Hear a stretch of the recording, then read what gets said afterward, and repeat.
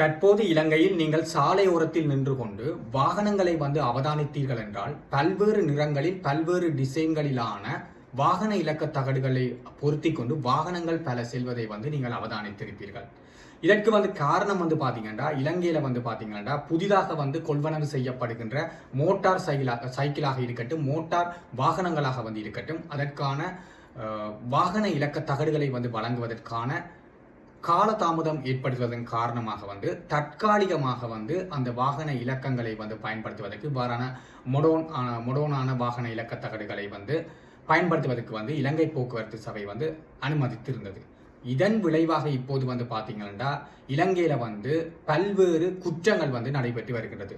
குறிப்பாக இந்த டிசைனான ரொம்ப கலர்ஃபுல்லான ஸ்டைலிஷான சொல்லப்படுகிற இந்த வாகன இலக்க தகடுகளில் போலியான வாகன இலக்க தகடுகளை பொருத்தி கொண்டு பல்வேறு குற்றங்கள் நடந்து வருவதாகவும் அந்த குற்றங்கள் பதிவு செய்யப்படுவதாகவும், அதே மாதிரி ஏற்கனவே பழைய தங்களிடம் ஒரிஜினலான வாகன இலக்க தகடுகள் இருந்தும் இந்த புதிய டிசைனான வாகன இலக்க தகடுகளை பொருத்த வேண்டும் என்று ஆசைப்பட்டு இந்த ஒரிஜினலான வாகன இலக்க தகடுகளை வீட்டில் வைத்துவிட்டு இந்த புதிதாக இந்த டிசைனான தங்களுக்கு பிடித்த கலர்ல வாகன இலக்க தகடுகளை பொருத்தி கொண்டு மக்கள் வாகனங்களை அதிகளவானவர் பயன்படுத்துகின்றனர் என்ற குற்றச்சாட்டும் இப்போது வந்திருக்கின்றது.